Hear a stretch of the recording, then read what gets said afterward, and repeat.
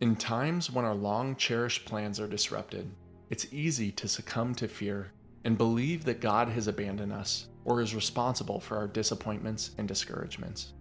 However, this isn't how God operates.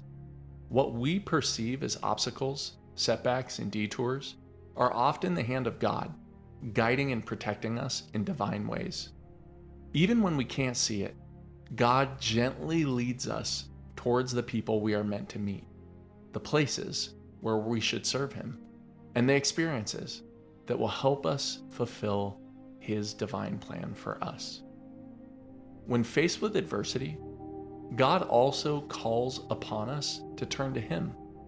Through our faith and our love for Jesus, we can be assured that God is always by our side, offering His love, His support, His guidance, and His protection.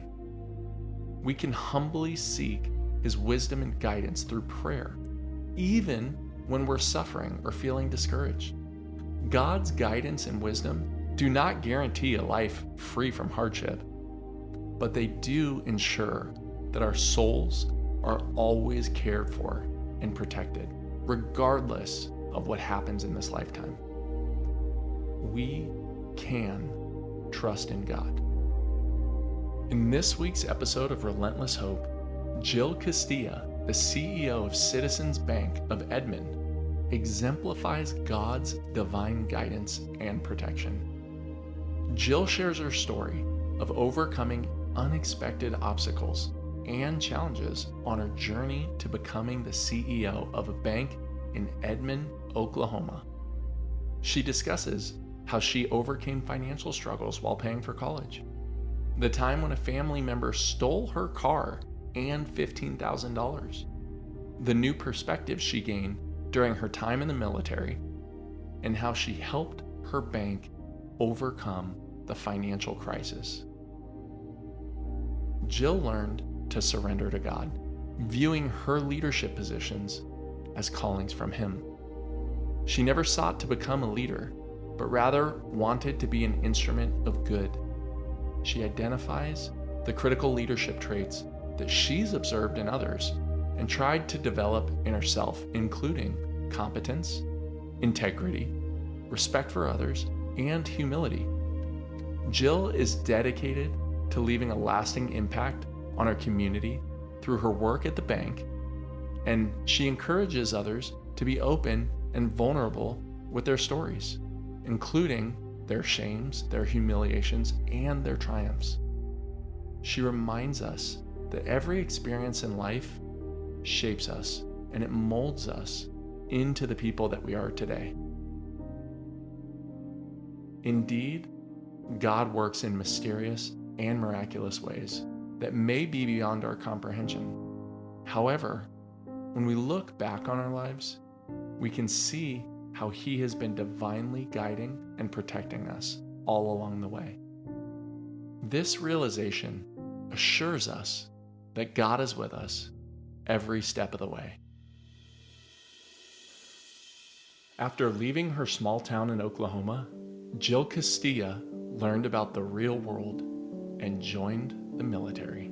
It really changed me. I got to see people, even though I thought I was in this desperate space that, oh my goodness, I wasn't going to be able to go to college. I saw others that were escaping gang violence or escaping abusive relationships with their families or their significant others, or single parents that had nowhere else to turn financially and that they were truly in desperate spots. So even though I really felt like that I was in this place of no hope, it gave me so much perspective to see all these people around me that didn't have a lot of the blessings that I had, and that in some ways I was taking for granted. Even though I had challenges, there were others that had much more momentous challenges than I did, and they were still keeping their chins up and forging ahead. And so it really told me to, it kind of gave me a swift kick in the rear and said, you've got these goods, you've been blessed these talents, you have paths to follow that aren't treacherous and aren't dangerous. You have a responsibility to lean forward into that. On episode 1 of this 3-part series, Jill Castilla from Eastern Oklahoma finds a lit path out of the darkness Named Community Banker of the Year by American Banker, Jill tells us about the roadblocks and challenges that were the defining moments of her life. She explains how she gained perspective through her time in the military and how she guided a bank out of near collapse. I'm Jill Castilla. I grew up in eastern Oklahoma. It's a small town called Mulgee. Had about 13,000 people that live there. It's a part of the state. It's a city in Oklahoma that struggles a lot financially, and during the oil bust, we lost half of our population, and so that's where I grew up. That was my hometown. And my parents got divorced when we were really young, and back then in this community, there just really wasn't that many broken families, and so we moved in with my mom, and that happened when I was in like first grade, kindergarten. And we moved around quite a bit. And then in fourth grade, we were moved out of my mom's house and went in with my dad. And both my parents had several marriages. And I grew up with my dad, who was a wonderful man and really raised me and my little sister at the time really right. We grew up in the church, and we had a large group of friends that were around us and a wonderful community that supported us. But we really weren't encouraged to do anything after high school. We were kind of from the wrong side of the tracks, so to speak. And even though I had friends that were from more of the affluent families in town, we weren't really expected to do more than get married after we graduated from high school and kind of settle around where we were. And I started working in the local grocery store, just down from where I went to school and down from where I lived, and I would carry groceries out. And there was a woman in our town. She was the matriarch of the local banking family, and she was the chairwoman of the board of directors of the community bank there in Mulgee. And I would carry groceries out for her and her husband. And every time she would see me, and this is when I was in high school, she would ask me where I was going to college. And I didn't know where I was going to college. I didn't even think college could be a possibility for me. But every time she expected me to have an answer as to where I was going to go and what I was going to do and how I was going to escape the small town where I was, and that I would have other options, she would tell me, than just staying there and carrying out groceries. And so the next time I would see Mrs. Mabry, was her name, I would have some anxiety knowing that I needed to answer her as to what kind of my hopes and dreams were. And I also would waitress at the local country club and oftentimes to see Mrs. Mabry. And I knew every time that I would come up to her, she was going to ask me where I was going to college. And so I applied to 2 universities. We really didn't have like college counselors at our school. Most of the counselors there were to keep you out of jail, or if something bad happened, they directed you as to where you could go and get some help. But they had 2 applications to the state universities there, and I applied to both of them. I had to ask them to waive my application fee. I didn't know anything about financial aid or even if that was a possibility, and applied for both of the schools and got scholarships from each, and one gave me $50 more than the other. So I chose to go to Oklahoma State University. And my parents weren't supportive of that and didn't really understand the financial aid process, so they wouldn't complete the paperwork so that I could apply for financial aid. So I had to get a ride to the local university, which is about an hour away, from a friend, and borrowed sheets and blankets and things like that so that I'd have tools to be able to live away from home, and had savings from bagging groceries and working at the country club and some other little internships and odd jobs that I did. And I thought I was really set up to be able to go to college okay. And I got a job I was able to transfer with my grocery store job to the one by the local university. I didn't have a car, so I would work all night at the grocery store, bagging groceries, go to school during the day, and then I would leave in the afternoon to try study and try to be involved a little bit on campus, and then I would go back to work at the grocery store. And the first year that all worked out just fine, but the second year I started really running into some walls with financially and just having the physical endurance to keep up that schedule, and my hope started really fading.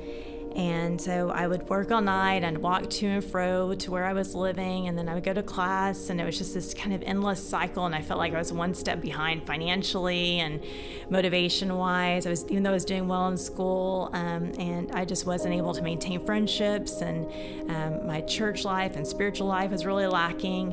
And I just started to feel like there was just lost. And right when I was at the end of kind of that rope and really feeling a sense of hopelessness, I had, it was a Thursday night, and it was like 2:00 in the morning, and I was carrying groceries out for this gentleman, and he just asked me, "Why are you doing this?" And I said, "I really want to go to college, and I don't know if I can do it anymore, but I feel like there's more planned for me than just, carrying out groceries for the rest of my life." And he said, I don't want to pressure you, but I'm an Army recruiter.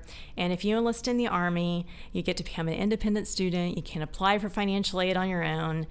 You can get the GI Bill when you go back to college. You can apply for scholarships with ROTC. And it literally felt like the heavens opened up and angels started singing. And it was, I felt like there was a way, like there was a lit path that I thought had gone dark, where I could find a way out. And I went the next morning and I signed up for the Army. And my parents, my friends, anyone that knew me thought it was the craziest thing that I could possibly do. And they all told me that I wouldn't be successful in doing it. And none of them could understand why I would make that choice. And honestly, I kind of felt ashamed that I was making that choice. It felt like there was a lit path for me, but then it also felt like something that I knew I was doing out of desperation, not from some sense of service. So I packed up and went to basic training and was a construction surveyor, went through all of my requirements there, went to my unit, was the only woman in my unit, and there met some really extraordinary people, but went through a lot of challenges. This is early 90s. This is when all the bad stuff was happening in the military, it seemed like, to women that were in it. And, I got to experience a lot of that, and a lot of the innocence of being this, young girl from a small town was kind of lost. And I got to see the real world, and a lot of the good in that, as well as a lot of the ugliness that happens there. And, anyway, it really changed me. I got to see people, even though I thought I was in this desperate space that, oh my goodness, I wasn't going to be able to go to college. I saw others that were escaping gang violence or escaping abusive relationships with their families or their significant others, or single parents that had nowhere else to turn financially, and that they were truly in desperate spots. So even though I really felt like that I was in this place of no hope, it gave me so much perspective to see all these people around me that didn't have a lot of the blessings that I had, and that in some ways I was taking for granted. Even though I had challenges, there were others that had much more momentous challenges than I did, and they were still keeping their chins up and forging ahead. And so it really told me to, he kind of gave me a swift kick in the rear and said, you've got these goods, you've been blessed these talents, you have paths to follow that aren't treacherous and aren't dangerous. You have responsibility to lean forward into that.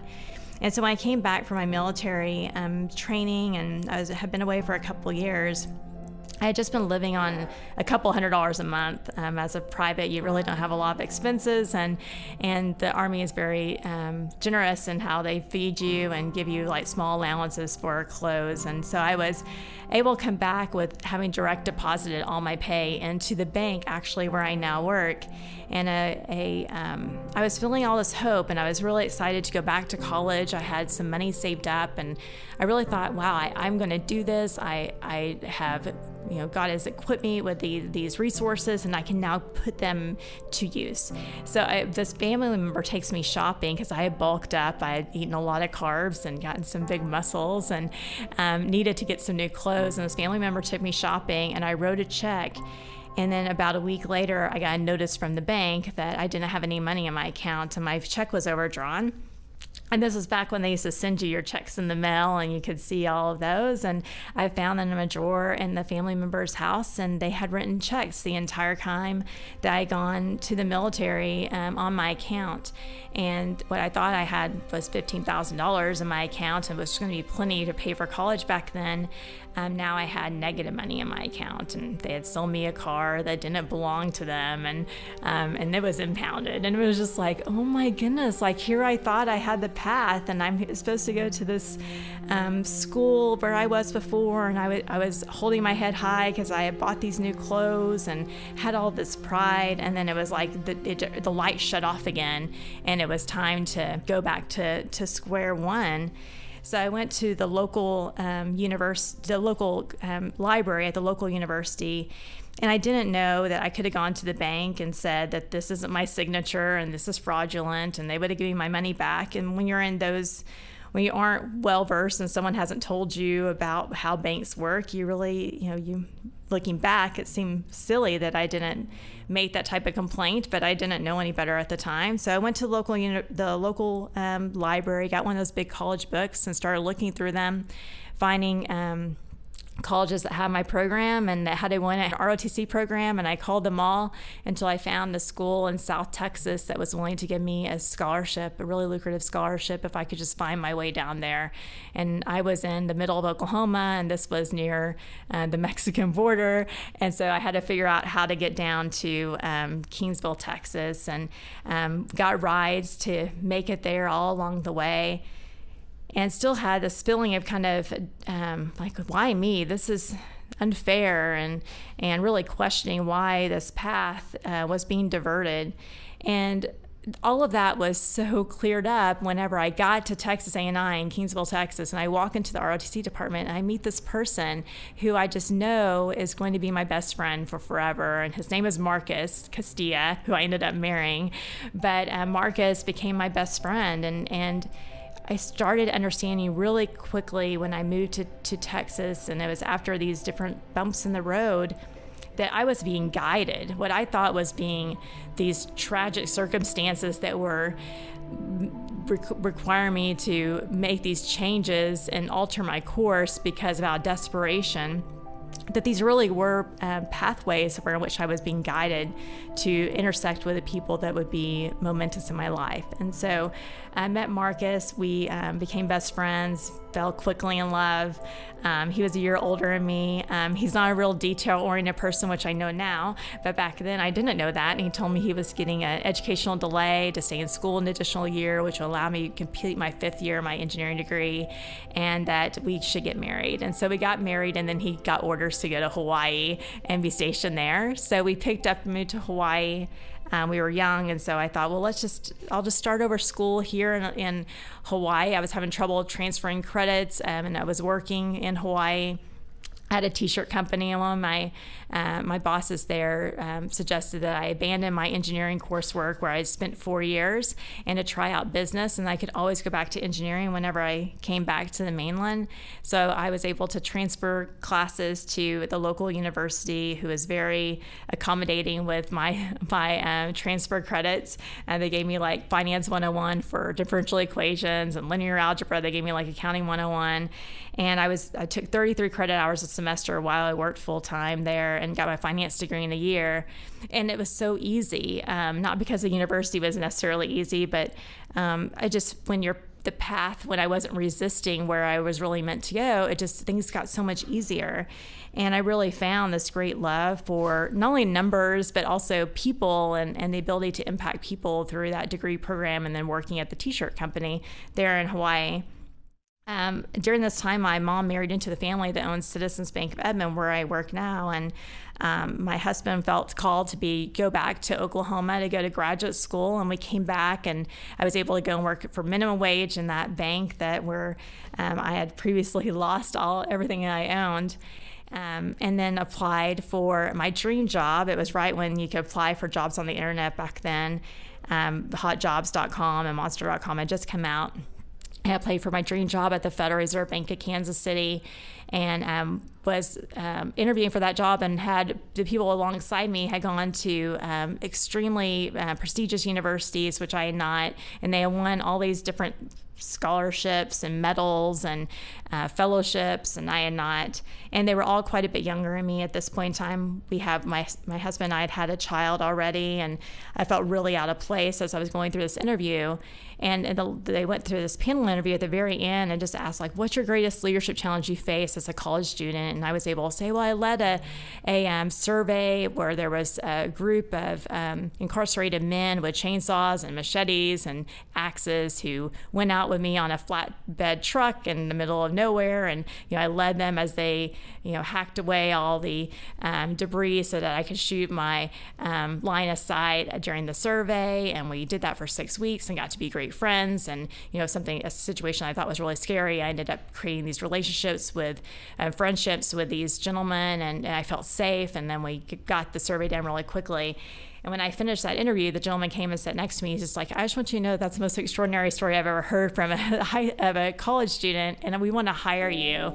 And I could not believe that they had chosen me over these people that had gone more of a traditional path. And that experience with the Federal Reserve, that they just continued to believe in me and encourage me to speak my voice. And they gave me the opportunity to get my master's degree in economics and go to graduate school of banking. And there I fell in love with community banking again. And then the ghost of that, an echo of this woman who was so impactful to me when I was growing up, the community banker that encouraged me to go to college. I started thinking, man, maybe I could be like her, and not just from a professional standpoint, but be the type of person and professional that could impact the lives of those that are maybe less fortunate in my community, and lift up others so that the whole world is a better place. And that, this became very idealistic as the Federal Reserve had sent me to this training, and was able to go to a bank from there in northern Minnesota with a classmate from my banking school, and went to a small town that wasn't that dissimilar from where I'd grown up in eastern Oklahoma, and was able to really see how wonderful, how you could really be used as a tool as a community banker to impact a community positively.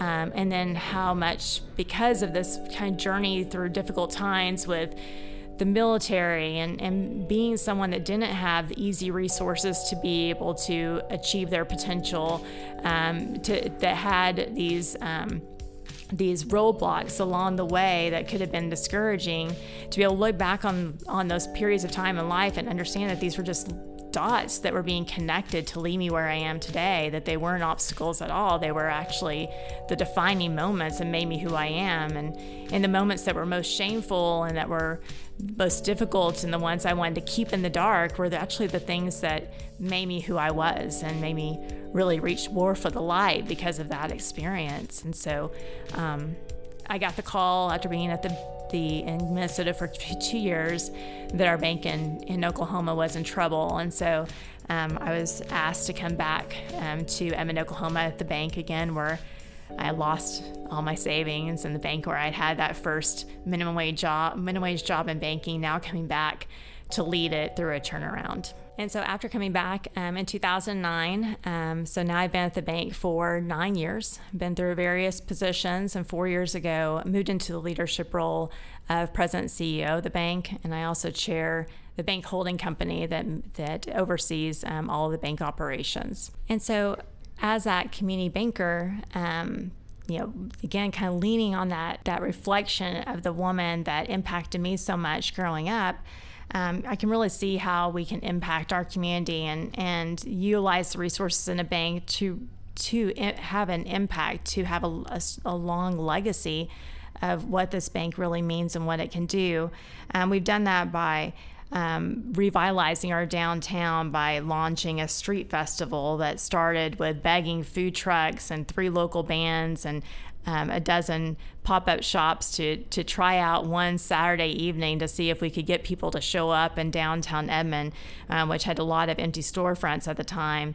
And that's turned into a festival that attracts over 40,000 people every third Saturday, March through October. And this is the 5th season that our bank has put this on. And our 50 employees that work at Citizens Bank of Edmond plan that event, they fund that event, they ensure that it keeps that energy going.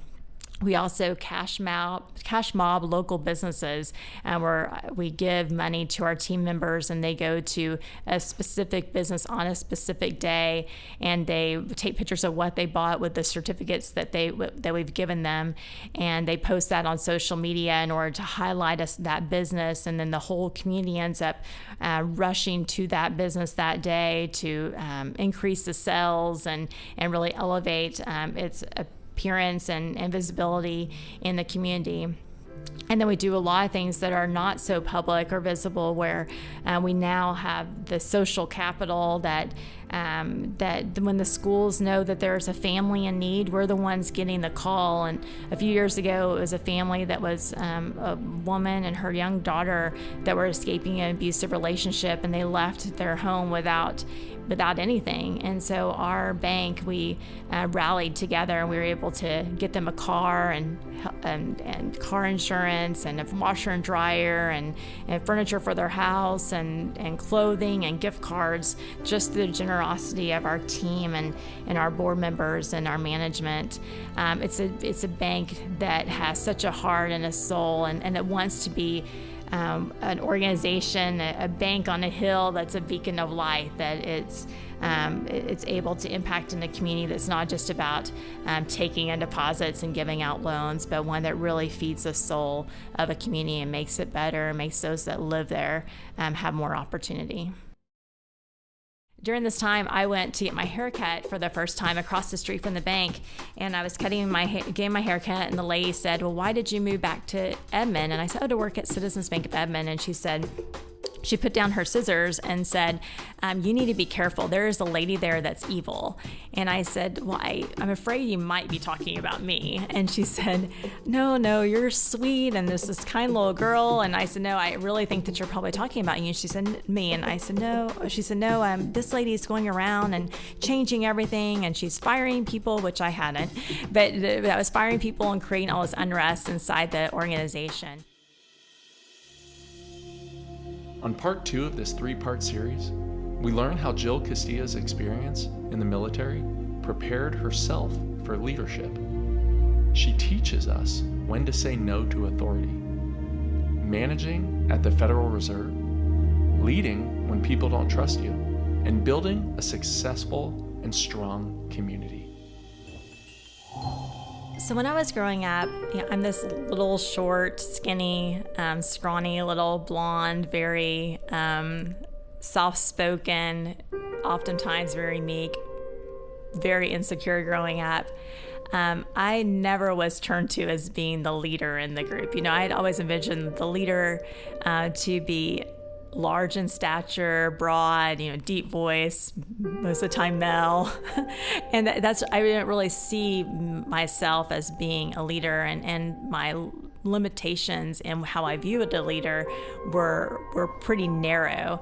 And it took me a long time to really see the leader that's really in all of us, and how situations that are presented to you really help train you as a leader, but create those moments where that leader that's not the one that you would have naturally picked out of the crowd as being the one that would have stepped up, that it's oftentimes the person you least expect that is really able to rally others behind them in a cause. And when they're saying, "Let's charge up the hill," that they're not having to look back to see if people are following them.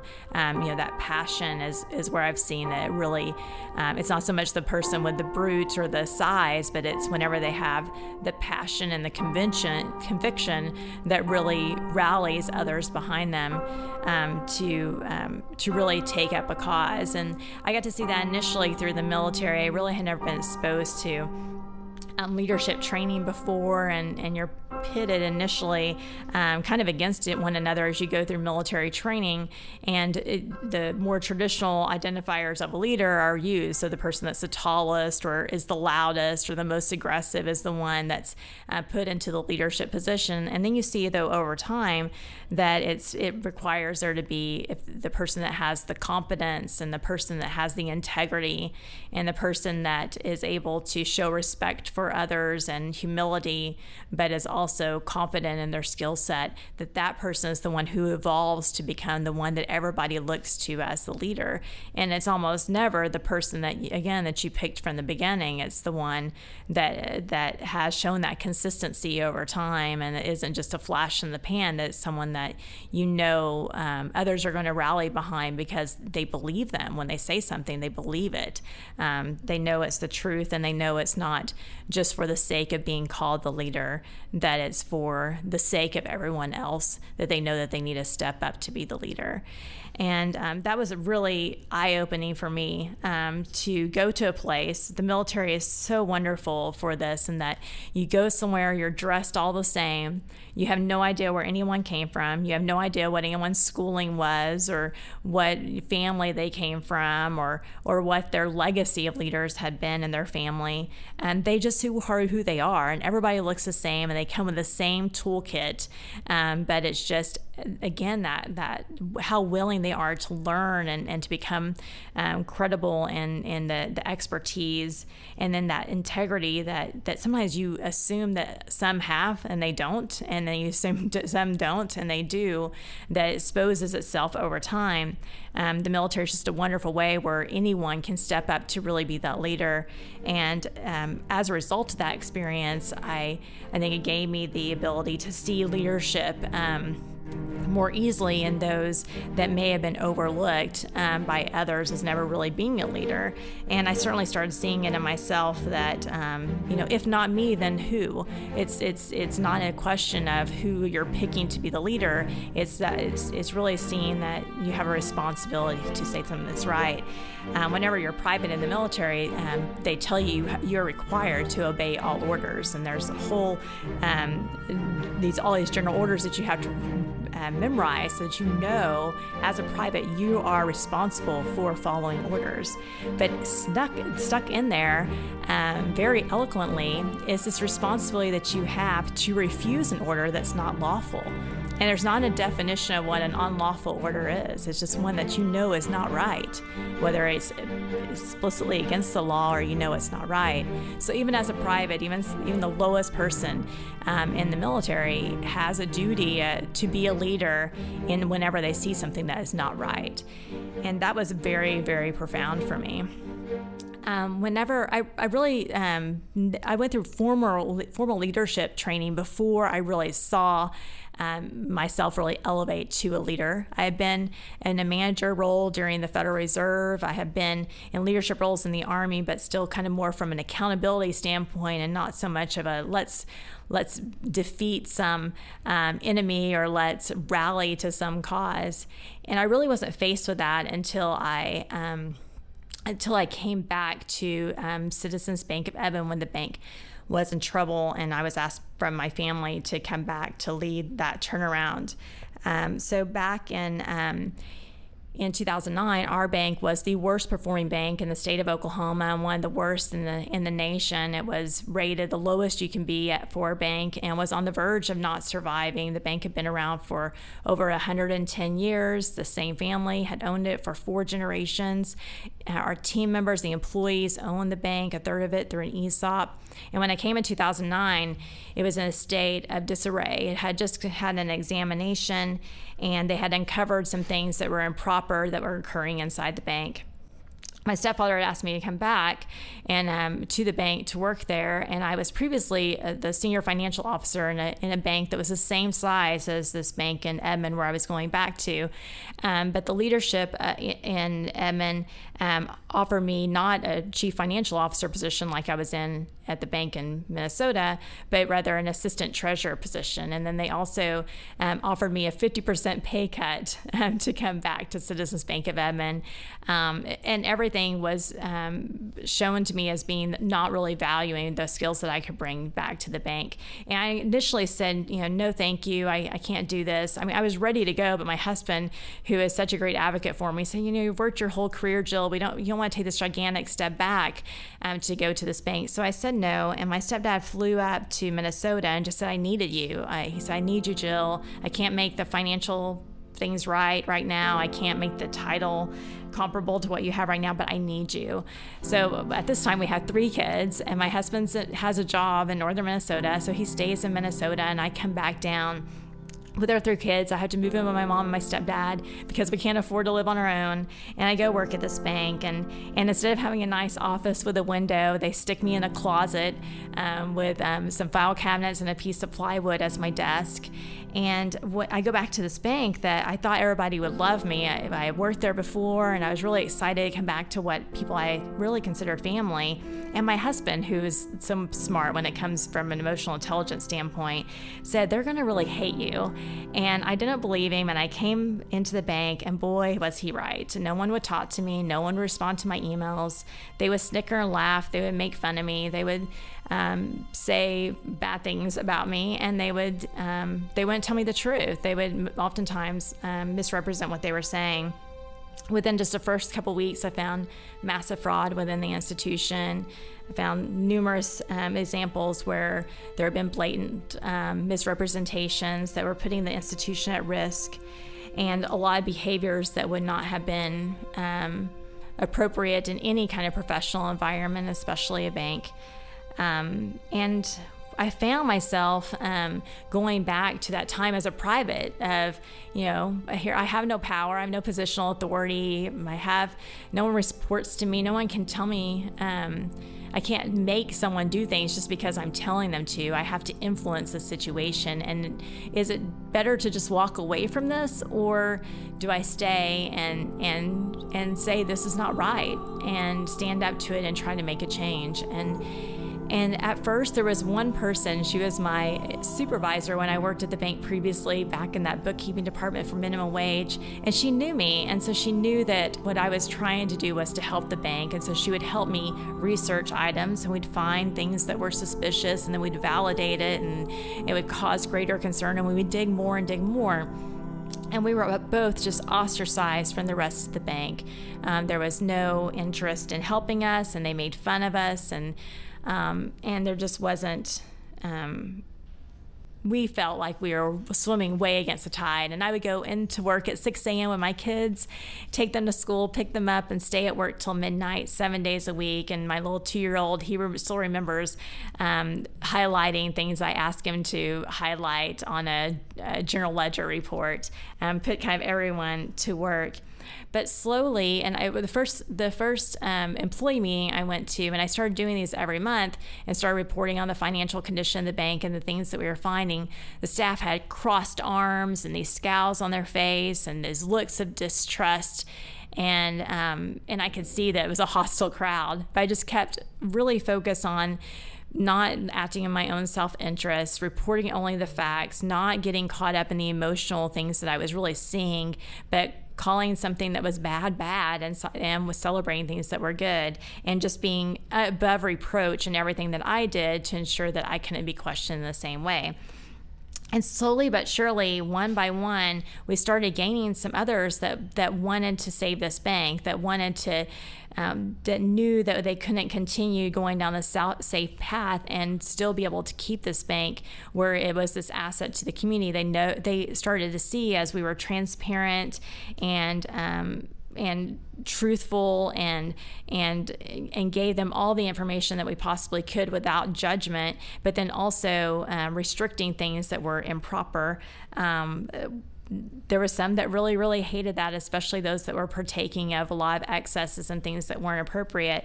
But one by one, we started getting some people that really understood the intention and the actions that were being taken. And even though it was really hard, they were coming over to the other side. And during this time, I went to get my haircut for the first time across the street from the bank.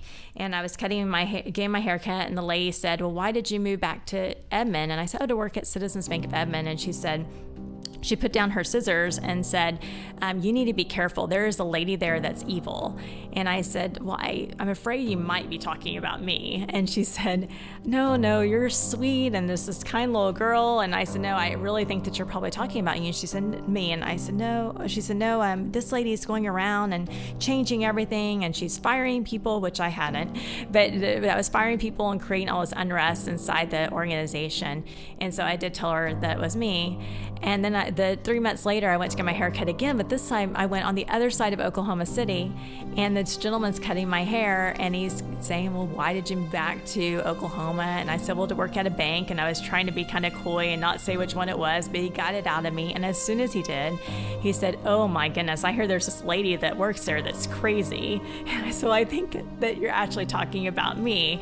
And he's like, no, same story. He's like, no way, there's no way. And I convinced him that yes, he is talking about me. I would go to Chamber of Commerce meetings and I would say, hey, I'm Jill, and would introduce myself to someone, and they would literally throw their hands up in the air and say, I know who you are, and turn around and walk away. It was a time where I felt like my family wasn't welcome in a community. I wasn't welcome, but I was determined that this bank, because I would get calls from the community that would say, I just want to know what's going on with my bank. And I would say, your money's fine. You're FDIC insured. And they would say, no, you are missing the point. I care about this bank. This bank is important in my community. I don't want to lose this bank. Is this bank going to be okay?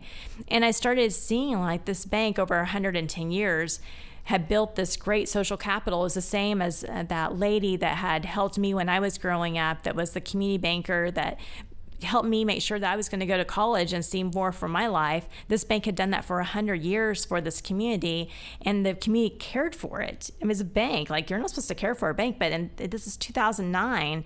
But no, they actually care that this bank survived. It was their bank. And that social capital, beyond the financial capital that the bank was, which I was managing, to the absolute extreme to ensure that everything was okay there. But I suddenly realized that the social capital that the bank had built was equally as important, and it was something that required some attention. And it also, just was so much more connected to who the community was than what I ever thought. I started speaking to one of my pastors, and he talked about how important it is for a community to have to be really a successful community, to have a strong faith community, to have a strong educational system, and to also have the ability to fund these small businesses and have it where people can buy homes and have a safe place where they can put their money, crowdfund it together to support one another through lending programs. And so I started seeing myself really called to this position, that it wasn't so much about saying I'm going to be a leader, or I'm going to stand in the face of wrong, or I'm going to do this, but it was more like I want to be an instrument of good. And so however God wants to use me in this role, whether it's being a servant or it's being a leader, whatever role that he wants me to play, that's what I want to be. And I just fully leaned into it. And so seeing how effortless that was, and just how that stream of moving water through this really treacherous path that really took about 4 years for us to turn around this bank, I was really guided and protected through that journey, and really got to feel the responsibility of what it is to be a leader. And I think that surrender of really knowing that leadership isn't at all about the individual. It's about doing good and motivating others to be able to elevate their performance, to be able to do good with you, so that you can create something that's more than the sum of its parts, that really is magical. And that's what that leadership infusion really provides, is it's not a group of people being managed to complete a task, but it's something that takes those skills and talents and motivations of everybody that's involved, and the leaders, and within that, and the leadership that all those individuals possess as a rally around someone or a group of someone else's, elevates to performance that a manager would never be able to attain. And with that, it's really easy looking back on it, and I think can be a challenge for lots of leaders, is whenever you've got an enemy, it's really easy to rally around and have a leader defeat the enemy.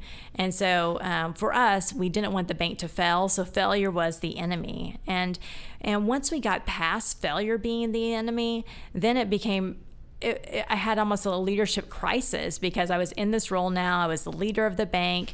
We had escaped failure and had moved the bank to where now it was financially sound. And then we had recovered the reputation that the bank now had in the community. The reputation I had, the community had been saved. But now you have this group of people, they're now looking at you. The enemy's been beat, the giant's been tripped. There's not the gigantic enemy there now. And now what do you do with these people and these resources that an organization has whenever there is no enemy that's trying to beat down the wall of the castle or burn down the house? It's now trying to lead through hope and through having a vision and really going through a journey in which it hadn't been tracked before versus just reacting to circumstances that you're in. And that took a little bit for me to transition with that. And as a leader, I think it's really important in all of us, and all of us have this leadership component within us and can be called to use it in different capacities. But it's so important to intersect with others that have been through trying times or that have found little leadership secrets and kernels of wisdom, whether it's through a book, whether it's through social media or reaching out to someone that you find inspiring and saying, I want to have coffee with you. Or one thing I did was I said, my New Year's resolution is to meet Scott Williams and get him in front of me so that I can interact with someone. And you'll find if you make those concerted efforts to really intersect with these leaders, that you'll be shaped by them and that they can help you through some of those trials in which it's so much easier whenever, again, that you've got the trial in front of you, but when the trial goes away and now you're kind of finding yourself as a leader again, and where do you take something, you have to have those intersections with others and rubbing against the experiences that they've had in order to really sharpen your saw so that you can become that more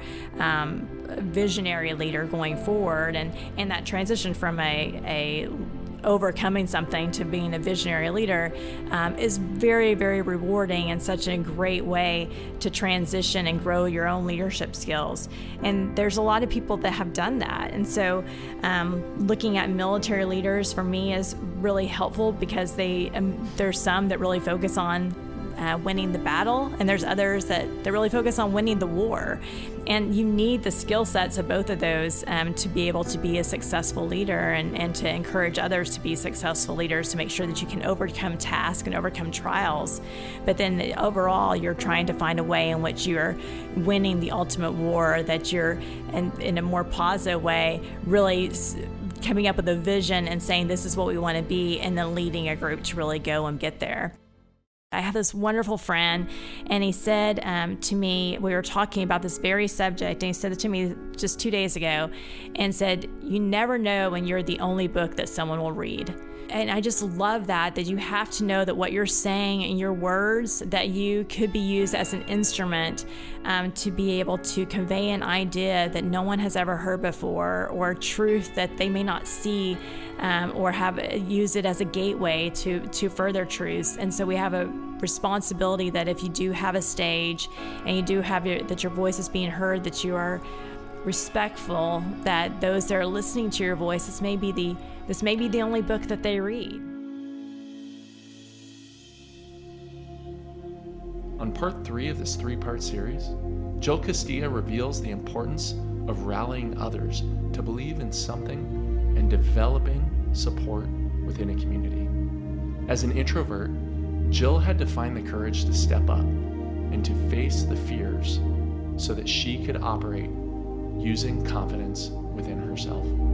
She describes how to elevate your professional impact and the significance of sharing your personal testimony. I love the word legacy. It's probably a word that I overuse more than any other word. It's so amazing that the billions and trillions of people that have walked this earth, that we still have the capability to make a positive impact and lasting impact, that it goes well beyond our mortal lives, that each of us have the capability to do that. And we're all equipped to do that in our own special way. So legacy is something that's really important to me. It's not about the legacy being known. I don't necessarily want, after I die and generations from now, do I want them to say that Jill did that, so it's not really a pride thing. It's that I want there to be, my community to be a better place because I got to be a part of it.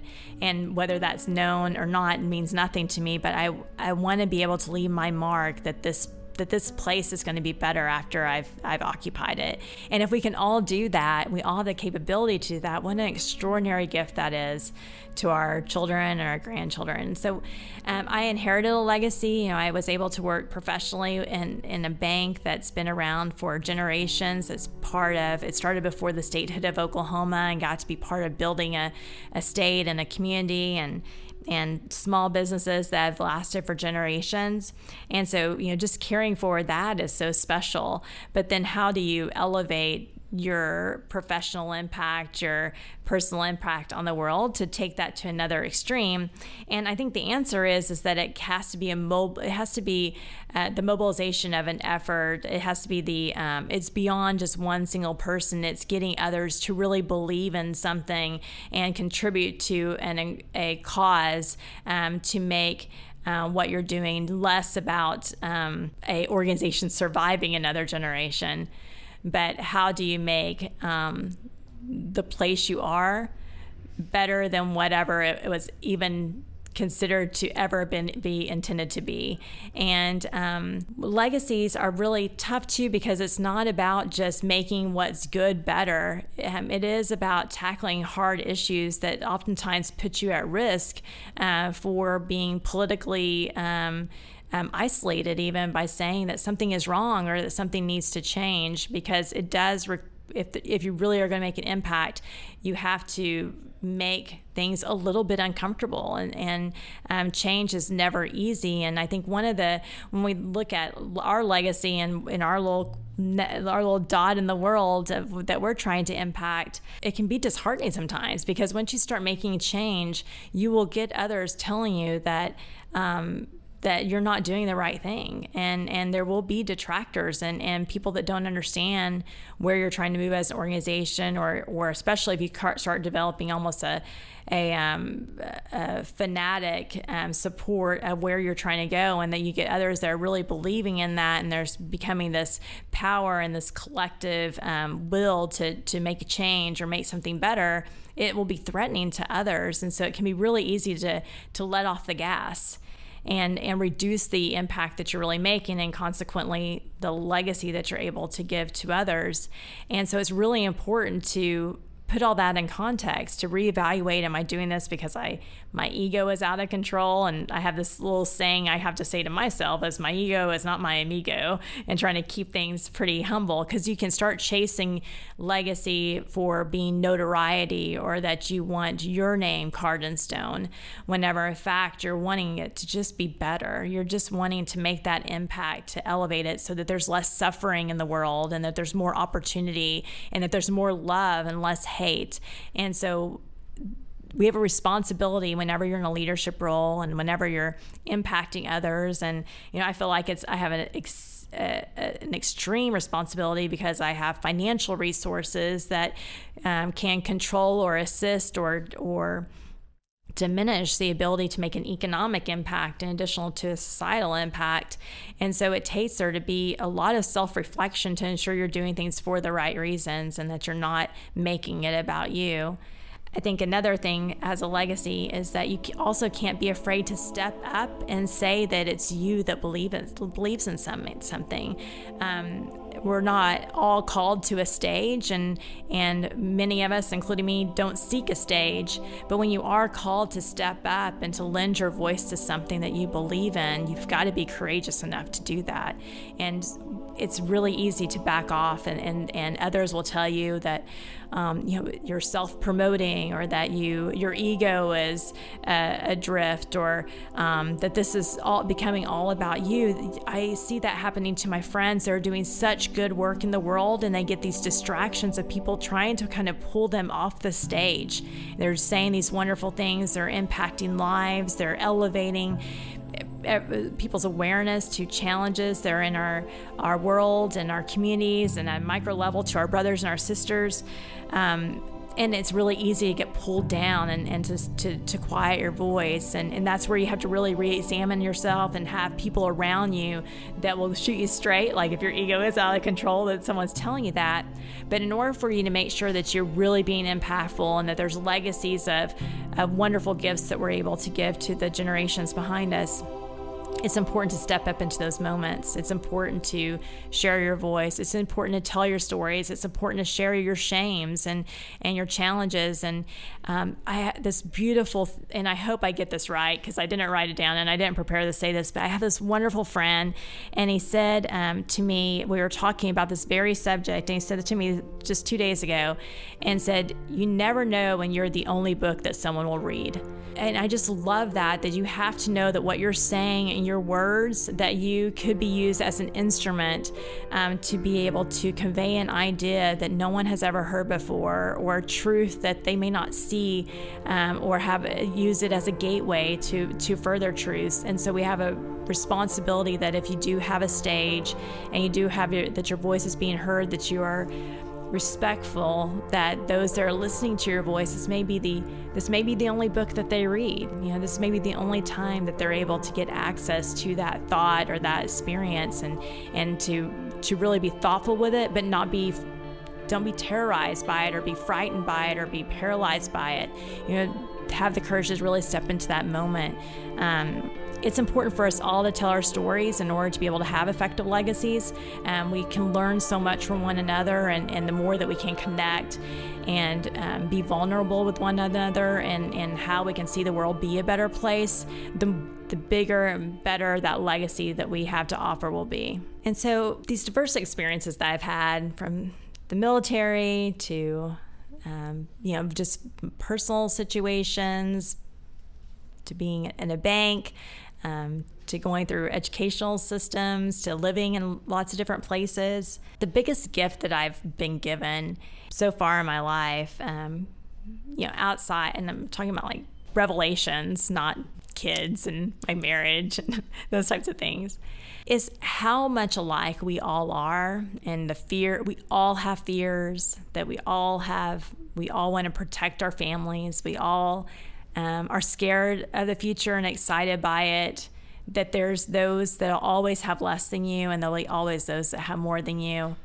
from a financial standpoint or materiality standpoint, or even intelligence or mental stability, and that we are all just so complicated, but we're all so similar. And we all have this connection of being so human, and it sounds so silly, but you can start looking at masses of people and not realize that they have all of those same things that you would contain in your body and your mind. They have them themselves, and the more that you connect with others and learn their story, the stronger that you become, the wiser that you become, the better aware that you are. There's so many truths that are still unveiled whenever you are able to interact with others, and they happen to me all the time. Last week I was at a session about supporting Black female entrepreneurs, and I was there to be like, man, what kind of programs can I do to help spur more economic growth, because Black female entrepreneurs are killing it compared to even other demographics. Their growth rates are off the charts. And I went to the session and I heard the stories of the lack of access that this group has to banking. And I was floored by that was the case, and embarrassed by it. And I think that the thing that the truth that comes out more than anything to me after going through all these different experiences and being around all these different people, being thrust into these kind of unique circumstances, is there's still just so much to learn about one another. There's still so many wrongs to rights and to right, and there's so many rights to make even better.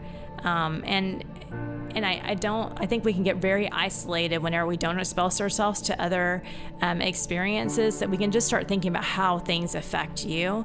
And the more that you can kind of get into someone else's shoes, to really get into experiences in which you feel vulnerable, it gives you that empathy and understanding that other people don't want you to feel sorry for them. They don't want a handout. They don't want your sympathy. They want you just to understand them.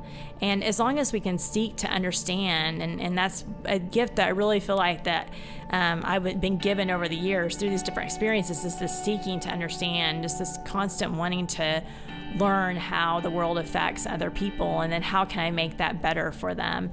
And I think the more that we can do that as individuals, the more that we can seek those diverse experiences for us, so that we can be humbled, and that we can find those areas and those that we need to grow, that we also then can connect with others that are having challenges or in circumstances that we're not normally exposed to, and we really can understand the world better, understand one another better, and become a better human as a result. So I think a great way for us to all be better humans is to really share our stories and listen to the stories of others.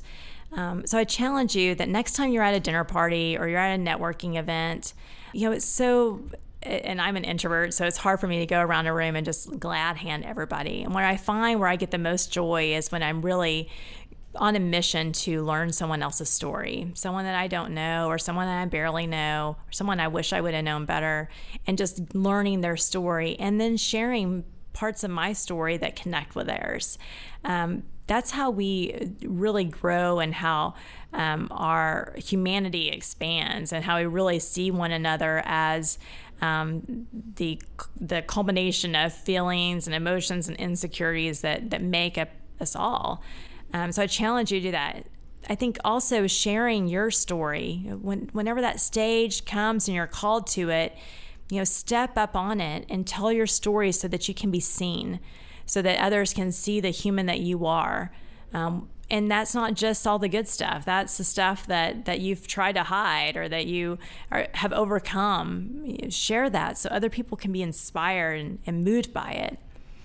And third, look back on your life and draw out all those dots that connect to each other, those things that may have been times of shame, they were triumphs, they may have been periods of great joy or sadness, but when you look back on them, they're the moments that made you who you are. And write them down, whether it's a little flow chart that's nice and beautiful or just a list of events. But there's so much healing in just putting that all down, and things that used to look shameful to you whenever they happened when you were 18. Suddenly when you're looking back 20 years later, even though you can still carry that shame with you, you look back on it and you're like, well, that wasn't shameful. Going to the military wasn't shameful at all. That was actually a pretty amazing step for a 19-year-old to make. But it can heal you, and then also it gives you those talking points to whenever you're connecting with someone else, that you're able to share those moments, and those may have been things that you guarded and covered up and have these Teflon shields surrounding them now. But once you're able to acknowledge them, you can uncover it and really creates an opportunity for you to connect with someone else. And I promise you, once you tell that first story and once you hear someone else's and you have that high of truly connecting humanity with someone else, you're going to want another try at that, and that you will find that you are becoming a collector of stories, and that when you share yours, it's not about boasting and it's not about bragging, but it's about sharing so that someone else is willing to share their vulnerabilities, their shames, their triumphs with you. This is a powerful reminder that we are not in control of our lives, but that there is a divine plan at work. It can be difficult to trust that everything happens for a reason, especially when we encounter roadblocks and obstacles. However, as Jill Castilla's testimony shows, these challenges can actually be blessings in disguise, leading us to the people, places, and experiences that we need to fulfill our purpose. Jill's journey is a testament to the power of faith. It's a testament to the power of humility, and it's a testament to the power of perseverance. Despite facing numerous setbacks and challenges, she remains steadfast in her commitment to serving God and to serving her community. She recognized that true leadership is not about positional authority, but about influence and integrity. And she understood that leaving a legacy of impact, requires courage, willingness to tackle hard issues, and an excitement around embracing change.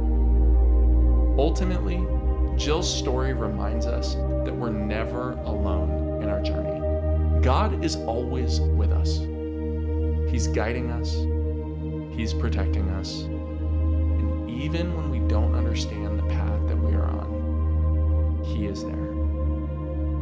When we trust in His divine plan for our life and remain faithful in the face of adversity, we can be assured that everything is happening in perfect order. We just have to keep moving forward. And we have to have a relentless hope in His plan for us. If you enjoyed today's podcast, please share it with someone you know. You never know the impact one inspirational podcast can have on someone's life. Until next time, remember to give hope a voice.